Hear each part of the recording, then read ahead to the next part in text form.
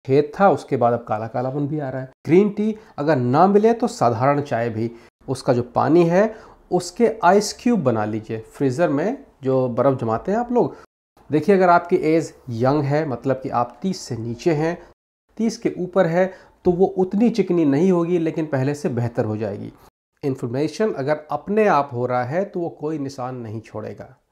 Inflammation अगर आप कर रहे हैं तो वो निशान छोड़ेगा, मतलब कि आप एक नए, शायद आप लोग क्या कुछ और कहा जाता हो, एक नए जो मुहासे, जब हम लोग 18, 17, 16, 14 की उम्र में होते हैं तो बहुत सारे मुहासे निकलते हैं। और बहुत बार ऐसा होता है कि मुहासों के जो निशान है, जो स्कार है, वो रह जाता है, क्योंकि कोई कोई मुहासे, कोई कोई पिंपल जो होते हैं काफ़ी गहरे होते हैं और उसके निशान पूरी ज़िंदगी भर रहते हैं। और उस निशान की वजह से उस जगह पर कालापन भी आने लगता है और उस जगह पर बार बार इन्फेक्शन होता है। जो खाल होती है वो चिकनी नहीं हो पाती है, तो उसको वापस एक हद तक पाया जा सकता है। तो ये प्रोग्राम दो तरह के लोगों के लिए है।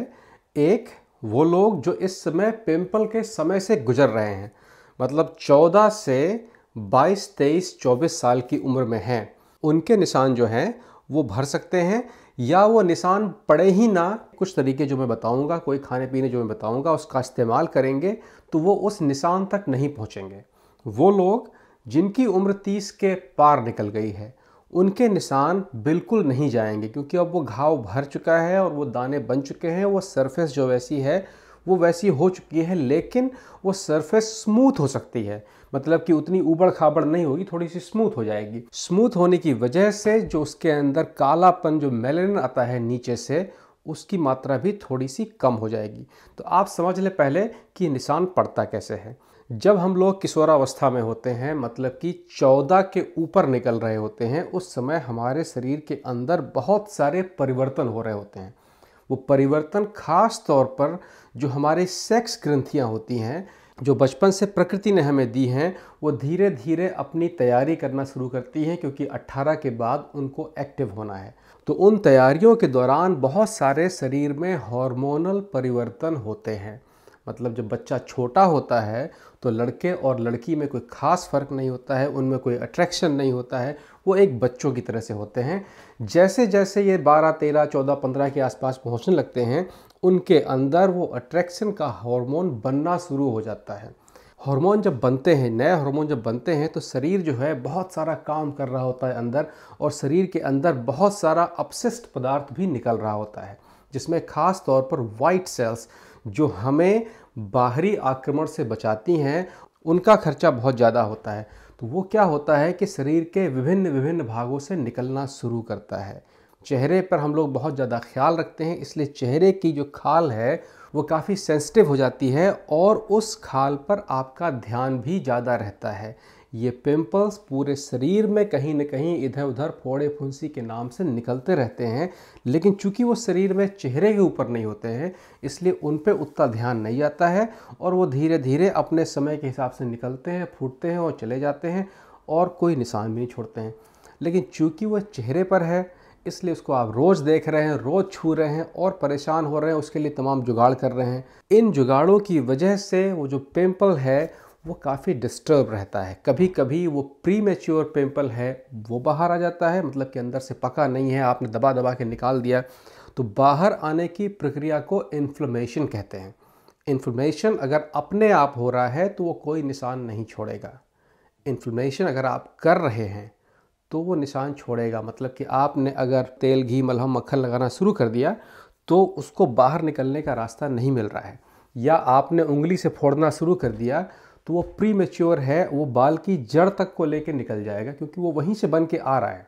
निकलने के साथ में एक घाव छोड़ जाएगा। जैसे ही शरीर के अंदर कोई घाव होता है, शरीर उसको भरने की कोशिश करता है, उसके अंदर और श्वेत रक्त कणिकाएं भेजता है कि भैया वहाँ पर कोई इन्फेक्शन ना हो जाए, उससे आप उसको बचाइए। तो वहाँ पर हल्की सी लाल लाल एक सूजन जैसी रहती है और श्वेत रक्त कणिकाएं जो होती हैं बिल्कुल तीर तलवार लेके खड़ी रहती है कि कोई बाहर से इन्फेक्शन आएगा तो हम लड़ लेंगे। आप क्या करते हैं कि उसके ऊपर और क्रीम लगा देते हैं। तो वो क्रीम क्या करती है कि सफ़ेद रक्त कणिकाओं को ये मैसेज देती है कि हम आपके ख़िलाफ़ काम कर रहे हैं। तो श्वेत रक्त कणिकाएं जो होती हैं वो उस क्रीम से, आम तौर पर ऐसा होता है, उस क्रीम से अटैक करती हैं और उसके अंदर और मवाद बनाती हैं। इसलिए अगर कोई पिंपल या कोई फुड़िया फुंसी है, उसके ऊपर आपने कोई क्रीम या वैसलीन या घी वगैरह लगाया तो वो और जल्दी पकेगा। जितना ज़्यादा काम होगा, जितनी ज़्यादा लड़ाई होगी, उतना ही बड़ा गड्ढा बनेगा अंदर। ऐसा नहीं है कि सभी ने ऐसा किया होगा, कभी कभी प्राकृतिक रूप से भी ऐसा हो जाता है, लेकिन ज़्यादातर जो छेद रह जाते हैं उसमें हम लोगों ने अपने हाथ ही कोई ना कोई उंगली की होती है।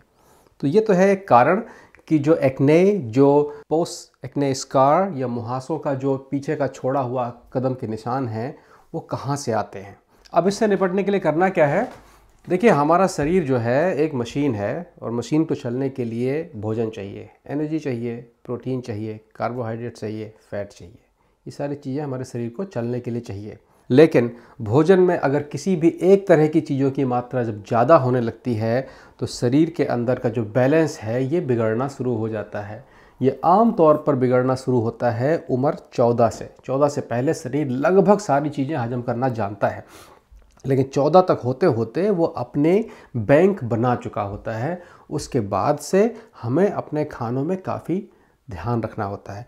मैं यहाँ पर भी अपने मरीजों से एक मैंने नाम दिया है वाइट गैंग।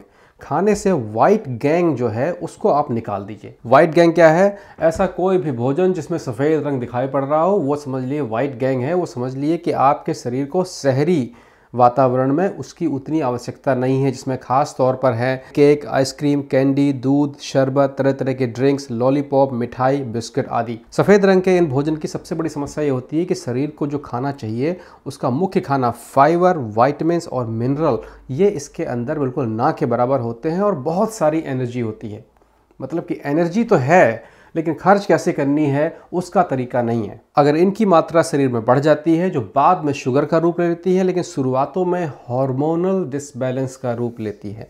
मतलब कि जब बच्चा 14, 15, 16, 17, 18 साल का होता है, उसके अंदर जो हार्मोनल परिवर्तन हो रहे होते हैं, उन परिवर्तनों की स्पीड को कम ज़्यादा कर देती है, क्योंकि हमारा जो भोजन है उसमें एक चीज़ ज़्यादा मिल रही है, एनर्जी ज़्यादा मिल रही है, लेकिन खर्चा करने की ताकत नहीं मिल रही है। तो ये जो प्रोसेस होता है हार्मोन को बदलने का, ये जो 2, 3, 4 साल का होना चाहिए वो कभी कभी 7, 8, 9 साल का हो जाता है। हमारे यहाँ पर पहले शादियाँ जल्दी हो जाती थी, अब शादियाँ देर से होती हैं, लेकिन फ्रीडम हमारे यहाँ पर लड़के लड़कियों को नहीं है। उसकी वजह से भी वो हार्मोनल जो चेंज है, मतलब शरीर तैयार तो हो गया है अपने साथी के लिए, लेकिन साथी नहीं है, तो उसकी वजह से मुहासे वगैरह भी बहुत ज़्यादा निकलते हैं। क्योंकि शादी वादी आमतौर पर अब 30 के बाद ही होती है, फिर बाकी तो सब छुप छुपा के मिलना होता है सारा।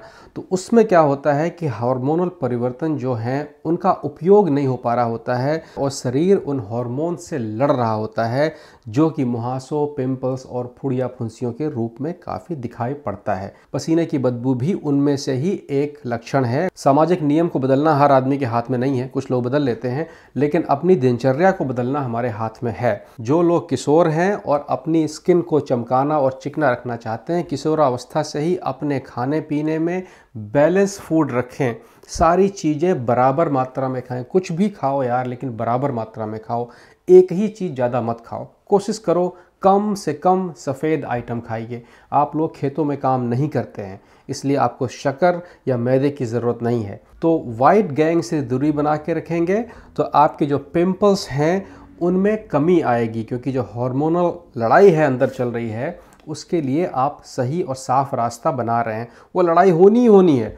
आप अगर रास्ता सही दे देंगे तो वो लड़ने के बाद जो नज़ला है वो कहीं ना कहीं से निकल जाएगा।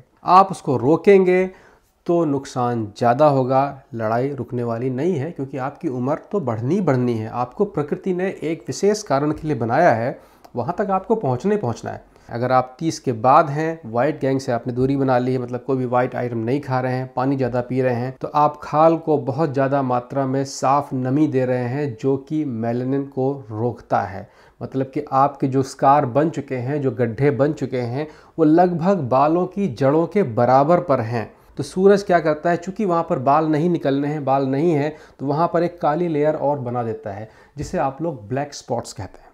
कि जो छेद था उसके बाद अब काला कालापन भी आ रहा है, वो उस छेद की वजह से ही आ रहा है। पानी ज़्यादा पीते रहेंगे तो सूरज की रोशनी से आपका प्रोटेक्शन बढ़िया रहेगा और शरीर को ज़्यादा मेलानिन की आवश्यकता नहीं होगी। दूसरी चीज़, 2-3 चीज़ें घर में आप और कर सकते हैं। एप्पल का सिरका, एप्पल विनेगर या फिर गन्ने का सिरका, शुगर कैन विनेगर या फिर जामुन का सिरका या फिर रेड वाइन और जामुन के सिरके में बहुत दोस्ती होती है, बहुत करीब का होता है। अगर आप दोनों का टेस्ट भी लेंगे तो काफ़ी एक ही ऐसा लगेगा।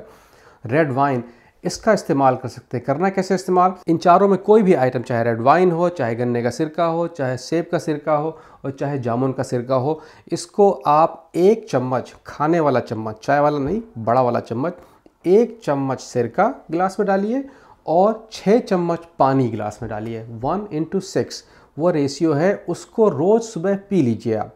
इसको आप कम से कम 28 दिन तक पीजिए। 28 दिन मैं इसलिए कह रहा हूँ कि 28 दिन एक नॉर्मल टाइम है पुरानी खाल से नई खाल के कन्वर्ज़न का। तो जब नई खाल का कन्वर्ज़न हो रहा होगा और जो नई सेल्स बन रही है, मतलब इसके नीचे वाली जो खाल है, उसको जब ये फ्रेश डोज मिल रही होगी तो उसके अंदर मेलानिन की मात्रा कंट्रोल वे में होगी, थोड़ी सी कम होगी। तो आपका जो कलर है वो थोड़ा सा बेहतर होगा, पूरी जगह का बेहतर होगा, लेकिन चूंकि आपके जो स्पॉट हैं वहाँ पर ये कलर ज़्यादा दिखाई पड़ता है, इसीलिए आपको यहाँ पर काले धब्बे ज़्यादा दिखाई पड़ते हैं, तो वो थोड़े बहुत कम होने शुरू हो जाएंगे।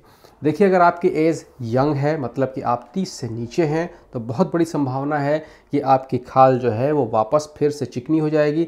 30 के ऊपर है तो वो उतनी चिकनी नहीं होगी, लेकिन पहले से बेहतर हो जाएगी। उसका एक बहुत बढ़िया रामबाण इलाज है।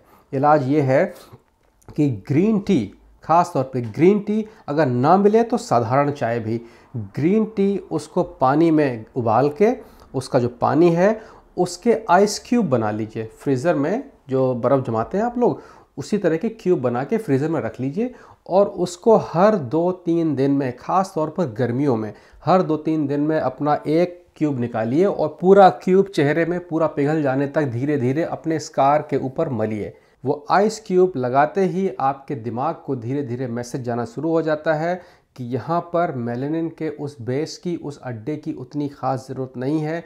तो जब नई खाल निकल रही होती है तो उसमें मेलानिन की मात्रा थोड़ी सी कम हो जाती है। मेलानिन होता है जो धूप से हमें बचाने की छतरी है। जहाँ जहाँ पर घाव होगा या घाव के निशान होंगे, वहाँ वहाँ शरीर उस छतरी का बेस कैंप बना देता है और बाकी शरीर भर में तुम्हारे वो छतरी होती है।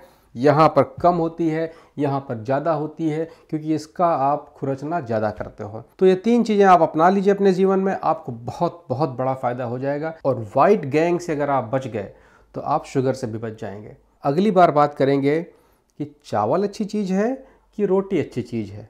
कहते हैं ना कि चावल ना खाओ रोटी खाओ, रोटी ना खाओ। बंगाल वाले सब चावले चावल खाते हैं, चीन वाले सब चावले चावल खाते हैं। तो अच्छा और बुरा क्या है, उसके बारे में पूरी बात करेंगे अगले भाग में। आज कहीं तक, ख्याल रखिएगा अपना।